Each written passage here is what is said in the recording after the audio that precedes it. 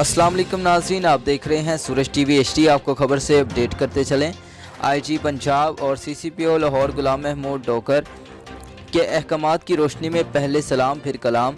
SP mobile Zeeshan Haider ने ज़ाब्ता इखलाक के अहकामात पर सख्ती से अमल करने की हदायत जारी की। तमाम डिविजनल DSPs और तमाम पुलिस पोस्ट्स को हदायत जारी की गई। तमाम DSPs खुद भी और दूसरों को भी सख्ती से अमल करवाएँ। नबी पाक सल्लल्लाहु अलैहि वसल्लम का इखलाक हमारे लिए बेहतरीन नमूना है। SP मोबाइल स्क्वाड अवामुल नास के साथ हमेशा खुश इखलाकी से पेश आएँ। अब से तमाम शहरियों को सर कहकर बुलाया जाएगा। शहर के तमाम पुलिस पोस्टों पर ज़ाब्ता इखलाक के अहकामात पर अमल किया और करवाया जा रहा है। इखलाकी और सिक्योरिटी मामलात में कोताही हरगिज़ बर्दाश्त नहीं की जाएगी। शहर की तमाम पुलिस पोस्टों पर कड़ी निगरानी जारी है। SP mobile Saeed Zeeshan Haider. मज़ीद खबरों और अपडेट्स के लिए देखते रहें सूरज टीवी HD। हमारे चैनल को लाइक करें, शेयर करें, कमेंट्स करें और सब्सक्राइब करें।